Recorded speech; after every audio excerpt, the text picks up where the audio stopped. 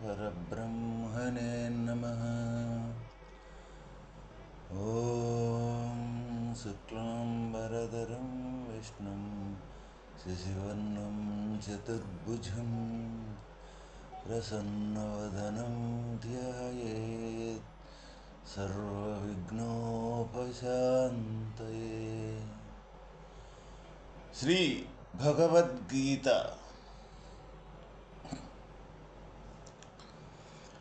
పొలమును చూచువాడు పొలము కంటే వేరుగా నుండును,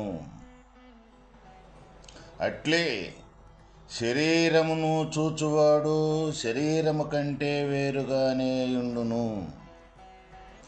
ఆ ప్రత్యేగాత్మ దేహమునందున్నను దేహ సాక్షి అయి జాగ్రత్తలు స్వప్న సుషుప్తులందును మేల్కొనియుండి అంతయు వీక్షించుచున్నది. ఇక్కడ వాస్తవమైన ఆత్మ యొక్క స్వరూపము ఏ విధంగా ఉన్నదో మనకి తేటతెల్లంగా తెలియజేయటం జరుగుతూ ఉన్నది. అంటే పొలము అంటే భూమిని చూసేటప్పుడు మనము భూమి కంటే మనం వేరుగానే ఉన్నాము. అదేవిధంగా ఈ శరీరాన్ని చూసేటప్పుడు శరీరం కంటే కూడా వేరుగానే ఉన్నాము. వేరుగానే ఉన్నాము అంటే జ్ఞాన స్వరూపమే మనం, కానీ ఈ శరీరమే మనమైపోయినప్పుడు శరీరం అనేది వేరుగా మనకి గోచరించదు. జ్ఞాన స్వరూపమే మనమని జ్ఞాన స్వరూపమైనప్పుడే ఈ శరీరం అనేది వేరుగా గోచరించుద్ది. అప్పుడు శరీరం అనేది వేరుగా శరీరంలోనే ఉండి శరీరానికంటే వేరుగా ఉండ యొక్క స్వరూపమే భగవంతుని యొక్క స్వరూపము, ఆత్మస్వరూపము. మరి ఈ దేహములో ఈ శరీరములో ప్రతిరోజు కూడా మనం అనుభవించే యొక్క జాగ్రత్త అవస్థ అంటే ఉదయము నిద్ర లేచినది మొదలు సాయంత్రం మళ్ళీ పడుకునే మట్టుకు ఉండే యొక్క అవస్థను ఏదైతే ఉందో అది జాగ్రత్త అవస్థ అని మనకి ఇక్కడ చెప్పుకోవటం జరుగుద్ది. అదేవిధంగా మనం నిద్రపోయేదానికి పండుకున్నాక ఒక్కొక్క సమయంలో స్వప్నావస్థ అనేది రెండవది. స్వప్నావస్థ అంటే మనం పడుకున్నాక ఒకే చోట ఉండి ఎక్కడెక్కడో మన జ్ఞానం అనేది తిరిగి అక్కడక్కడ అనుభవాలు ఏవైతే ఉండయో అవి మొత్తం ప్రత్యక్షంగా అనుభవించినట్లు మనం చేసినట్లు ఆ సమయాన్నే అనుభవించి దానితోటి వచ్చే అనుభూతిని మనం అనుభవిస్తూ ఉంటాం. అందుట్లో కష్టాలు వచ్చినప్పుడు బాధపడుతూ ఉంటాము, సుఖాలు వచ్చినప్పుడు నవ్వుతూ ఉంటాం. మన కలలోనే ఏదైనా బాధలు వచ్చినప్పుడు బాధపడుతుంటాం, లేకపోతే ఏదన్నా ఒక దొంగలో మనం తరుముకున్నట్టో లేకపోతే మనం ఏదైనా పారిపోయినట్టు అటువంటి విషయాలు ఏ అయినా సరే ఎటువంటి విషయాలు వచ్చినా సరే అచ్చంగా జరిగినట్లే మనం అటువంటి అనుభూతిని పొందుతూ ఉంటాం. దాన్ని స్వప్నావస్థ అంటాం. ఇక సుషుప్తి అవస్థ అంటే ఈ జాగ్రత్త కానీ ఈ స్వప్నము కానీ ఈ రెండూ కూడా లేకుండా గాఢ సుషుప్తి అంటే మన శరీరం కానీ మన ఈ శరీరానికి సంబంధించి మనం ఏ లోక వ్యవహారం అయితే ఉందో ఈ జాగ్రత్త స్వప్నంలో ఉండే మన వ్యవహారం ఏదైతే ఉన్నదో ఆ వ్యవహారం అంతా కూడా ఏమీ లేకుండా చివరికి మన శరీరం అనే స్పృహ కూడా లేకుండా మనం గుర్తెరిగే జ్ఞానం కూడా లేకుండా అక్కడ శుభ్రంగా కోల్పోయిన అవస్థ ఏదైతే ఉన్నదో దాన్నే ఇక్కడ సుషుప్తి అవస్థ అంటున్నాం. అయితే ఇక్కడ మనకు భగవానుడు తెలియజేసిన విషయం ఏమిటి అంటే ఈ జాగ్రత్తలో కానీ, ఈ స్వప్నములో కానీ, ఈ సుషుప్తిలో కానీ, ఈ 3 అవస్థలలో ఎప్పుడూ కూడా మిగిలి చూసే యొక్క స్వరూపమే ఇక్కడ ఆత్మస్వరూపము. ఈ మిగిలి చూసే యొక్క స్వరూపమే ఆత్మస్వరూపము. అంటే ఈ జాగ్రత్త మారిపోయి స్వప్నంగా వస్తుంది, స్వప్నం మారిపోయి సుషుప్తిగా వస్తుంది, సుషుప్తి మారిపోయి మళ్ళీ జాగ్రత్తగా వస్తుంది. ఈ 3 అవస్థలైతే మనకు జరుగుతూ ఉన్నాయి. అయితే మనం ఏం చేస్తూ ఉన్నాము? ఏ అవస్థ అయితే మనకు వస్తూ ఉన్నదో అదే దాంట్లోనే తాదాప్యత చెంది అదే నిజమనుకొని దాంతోటే మారిపోతూ ఉన్నాము. జాగ్రత్త వస్తే ఇదే నిజం అనుకొని దీనికి సంబంధించిన వ్యవహారమే చేస్తూ ఉన్నాం. స్వప్నం వస్తే ఆ స్వప్నమే నిజమని కానీ ఆ స్వప్నానికి సంబంధించిన వ్యవహారమే చేస్తూ ఉన్నాం. అప్పుడుకి అదే నిజం, ఇప్పటికి ఇదే నిజం. పూర్తిగా సుషుప్తికి పోతే ఏమీ లేకుండా అప్పటికి అదే నిజంగా అక్కడ ఏమీ లేకుండా వెళ్ళిపోతున్నాం. మరి ఈ అవస్థలు ఏదొస్తే అది మనం మారిపోతూ ఉన్నామా లేదా? మరి భగవంతుని యొక్క స్వరూపం ఏంటిది?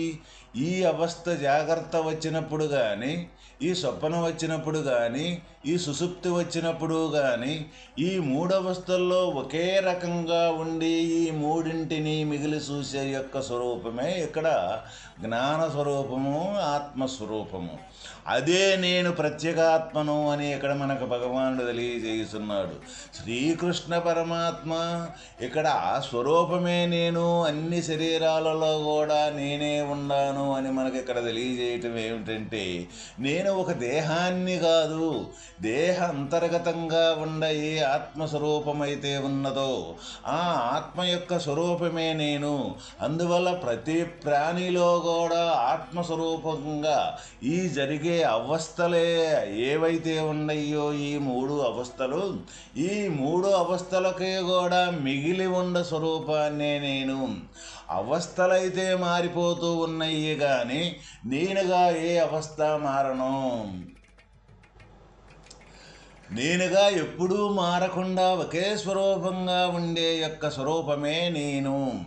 అయితే ఇక్కడ మనకు కలగాల్సిన ప్రశ్న ఏంటిదంటే, భగవద్గీత మొత్తం కూడా అనేక రకాల సాధనలు అనేక మార్లు ఒకే విషయాన్ని 1కి 10 సార్లు కూడా చెప్పి ఉన్నప్పటికీ కూడా ఇక్కడ మనం తెలుసుకోవలసిన విషయం కానీ, మనం పొందవలసిన విషయం కానీ వాస్తవకంగా ఇప్పుడు భగవానుడు చెప్పిన విధంగా మనం ఈ 3 అవస్థలకు మిగిలి ఉన్న స్వరూపంగా మనము ఉన్నామా లేదా?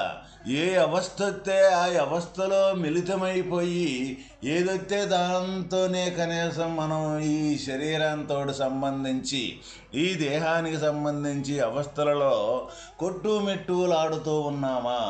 ఏదొస్తే అది తాదాప్యత చెందిపోతూ ఉన్నామే కానీ ఈ 3ంటిని యొక్క అవస్థలోనే మిగిలి చూసే యొక్క స్వరూపంగా మనం ఉన్నామా లేదా?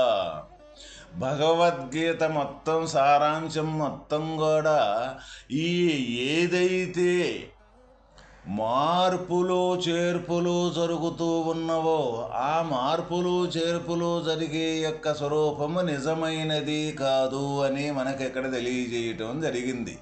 అంటే ఆ తెలియజేయటం ఎందుకు అంటే ఆ మార్పులు చేర్పులు జరిగేది నిజము అనుకొని మన జీవన ప్రయాణం ఈ జీవులు మొత్తం ఈ ప్రాణికోటి మొత్తం ఉపాధి ధరించి ఉపాధి నిజమనుకొని ఈ మార్పులు చేర్పులు జరిగేదే నిజమనుకొని ప్రయాణం చేస్తూ ఉన్నది ఈ ప్రపంచం మొత్తం కూడా.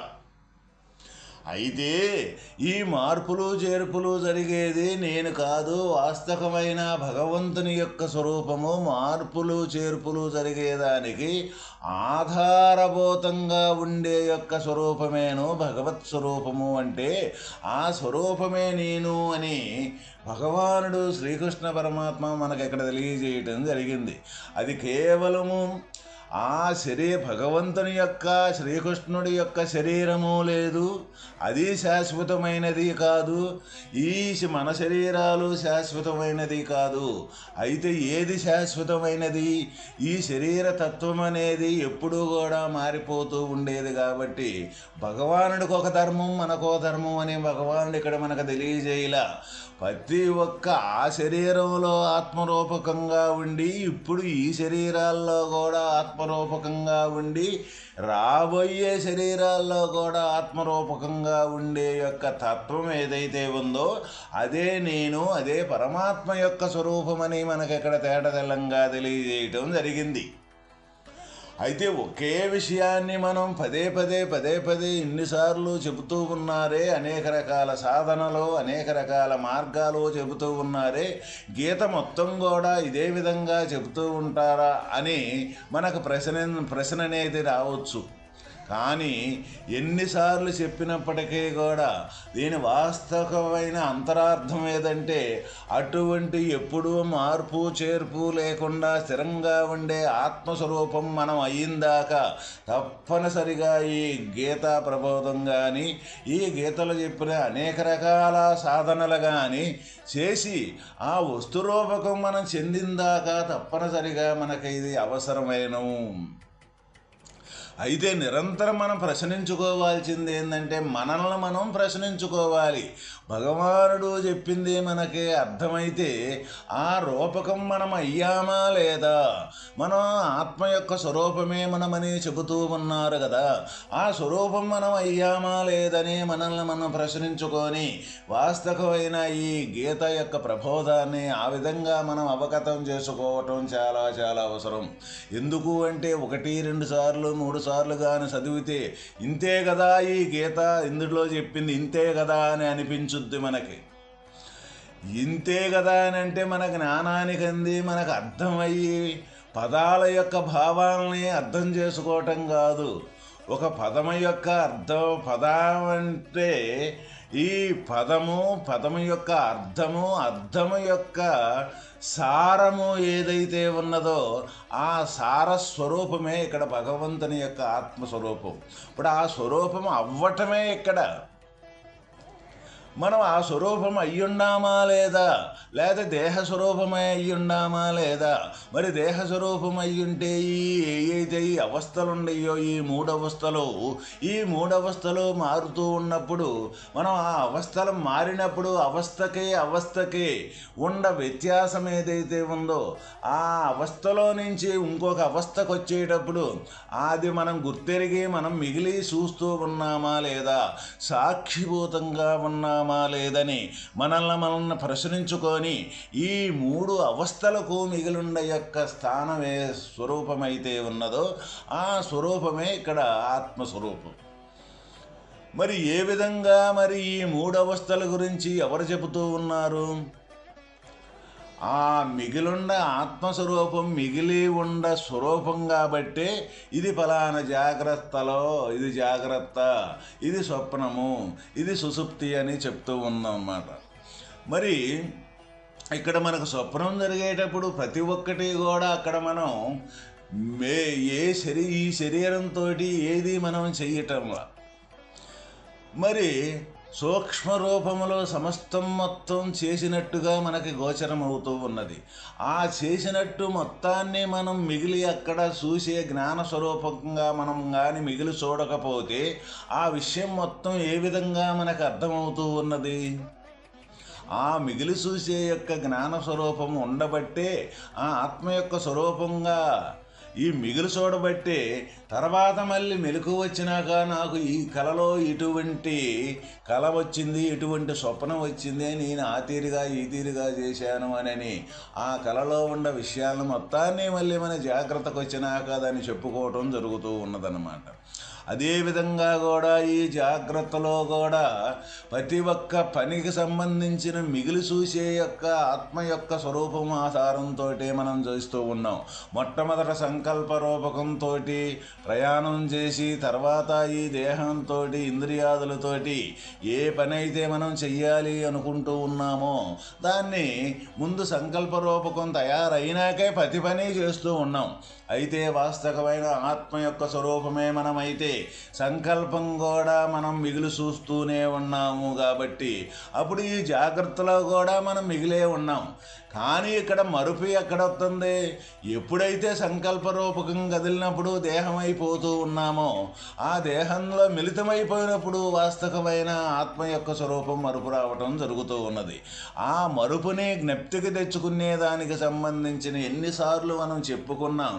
మనం నిరంతరం ఆ స్వరూపం అయ్యామా లేదని మనల్ని ప్రశ్నించుకొని ఆ స్వరూపం అయ్యిందాకా కూడా ఈ తత్వబోధ అనేది అనేక సార్లు విన్నా, అనేక సార్లు విచారణ చేసినా కూడా వాస్తవమైన తత్వస్వరూపం కావటమే ఏ మూల ఉద్దేశము. అదేవిధంగా ఈ సుషుప్తిలో కూడా మరి ఏ విధంగా జ్ఞానంగా ఆత్మస్వరూపంగా మిగిలి ఉన్నాము అంటే గాఢ సుషుప్తిలో బాగా నిద్రపోయినప్పుడు ఏ కదలిక అంటే ఇంద్రియాదుల యొక్క గుర్తులు అంటూ ఏమీ లేకుండా సంపూర్తిగా శరీర ఉనికంటూ కూడా లేకుండా పోతుంది. మరి ఏ తీరుగా మరి అటువంటి స్థితిని మిగిలి ఈ జ్ఞానస్వరూపం మిగిలిగాని చూడకపోతే మళ్ళీ లేచిన తర్వాత నేను హాయిగా నిద్రపోయాను అని చెబుతూ ఉండటం జరిగిందనమాట. మరి నేను హాయిగా నిద్రపోయాను అన్న విషయాన్ని, ఆ నిద్రపోయే విషయాన్ని మిగిలి చూడకపోతే మనము ఏ విధంగా మళ్ళీ లేచి నేను హాయిగా నిద్రపోయాను, ఎంతో ప్రశాంతంగా నిద్రపట్టింది అని మనం ఎందుకు చెబుతూ ఉన్నాము? మరి ఆ సమయంలో మనం చెప్పలేదు అంటే ఆ సమయంలో చెప్పేదానికి మన ఇంద్రియ సమూహం మొత్తం కూడా మనస్సుతో సహా మొత్తం అంతా కూడా తటస్థంగా స్తబ్దంగా అణిగిపోయింది. కాబట్టి అప్పుడు చెప్పబడే ఈ వాక్కు కూడా ఒక ఇంద్రియాలలో ఒక వస్తువే కాబట్టి ఈ ఇంద్రియాదులన్నీ చెప్పబడే యొక్క వస్తువు లేదు కాబట్టి అక్కడ చెప్పలేదు. కానీ ఇంద్రియాదుల కంటే మిగిలి చూసే యొక్క తటస్థంగా సాక్షిభూతంగా ఉండే చూసే స్వరూపమే అక్కడ ఉంది. కాబట్టి ఈ ఉపకరణం చెప్పే పరికరం అనేది అక్కడ స్తబ్దమైనప్పుడు చెప్పేదానికి వీలు పడలేదు. కాబట్టి చూసే యొక్క స్వరూపం అక్కడ కూడా మన గాఢ సుషుప్తిని చూస్తూనే ఉన్నది. ఆ చూడబట్టే మళ్ళీ ఉపకరం అనేది ఎప్పుడైతే పనిచేస్తానికి బయటికి జాగ్రత్తకు వచ్చేసుద్దో అంటే ఈ ఇంద్రియాదులు ఎప్పుడైతే పనిచేస్తానికి వస్తాయో అప్పుడు ఇంద్రియాదుల ద్వారా ఆ అనుభవము ఏదైతే ఉన్నదో గాఢ సుషుప్తి యొక్క అనుభవం అప్పుడు వ్యక్తపరచటం జరుగుతూ ఉన్నది. దీనిని బట్టి మనం ఈ మూడు అవస్థలు ఏవైతే ఉన్నాయో మనకు జరిగే ఇది జాగ్రత్త, స్వప్న, సుషుప్తులనేది ఈ మూడు అవస్థలు ఎట్టి పరిస్థితుల్లో కూడా మార్పులు చేర్పులు చెందేదేను. ఈ రకంగా మార్పులు చేర్పులు చెందే యొక్క ఈ శరీర తత్వం ఏదైతే ఉందో అది మనం కాదు. ఈ మార్పులకి చేర్పులకి ఆధారమైన స్వరూపం సాక్షిభూతకంగా ఉండే ఆత్మస్వరూపమే మనంగా ఈ దేహ సంబంధించిన అవస్థల మట్టికి కానే కాదు అని భగవానుడు ఇక్కడ మనకు తేటతెల్లంగా తెలియజేయటం జరిగిందనమాట. ఇప్పుడు మనం ప్రతి ఒక్కరం కూడా మన హృదయాంతరాళంగా అంతర్గతంగా అతి సూక్ష్మంగా ఉండే ఆ సాక్షి రూపకం భగవంతుని యొక్క స్వరూపాన్ని మరి మనం పొందటం, ఆ స్వరూపమే మనమని అక్కడ నిలబడగలిగే యొక్క విధానం మనకు తయారైందా లేదా, మనం ఆ స్వరూపమే మనమని ఆ స్వరూపం కాడ ఉండగలుగుతున్నామా లేదా, ఇది వాస్తవమైన దైవ మార్గములో భక్తులకు భగవానుడు ఉపదేశించిన, భగవానుడు తెలియజేసిన యొక్క తత్వం ఇది. ఇక్కడ వస్తురూపకంగా వేదాంతం అంటే వస్తురూపకంగా మారిపోవటమే కానీ వాస్తవమైన జ్ఞానంతో తెలుసుకొని నాకు తెలిసింది అనుకునేది మట్టికి ఎటువంటి పరిస్థితుల్లో కూడా నిలబడేది కాదు. తెలుసుకున్నది అంటే ఒక వస్తువును గురించి మళ్ళీ అమ్మటే మరపు చెందుద్ది. ఇదే మనం లోకంలో అనుభవించేది. ఇదే ఇక్కడ మనకు భగవానుడు తెలియజేసేది. తెలుసుకునే వస్తువు ఎప్పుడు కూడా వేరుగా ఉంటుంది అని. ఎప్పుడూ కూడా తెలుసుకునే వస్తువు కాదు వాస్తవమైన ఆత్మస్వరూపం. ఎప్పుడు స్థిరంగా ఉండే యొక్క స్వరూపమే భగవంతుని యొక్క స్వరూపము. ఆ స్థిరత్వాన్ని పొందటమే ఇక్కడ భగవద్గీత యొక్క సారాంశము. ఓం తత్సత్.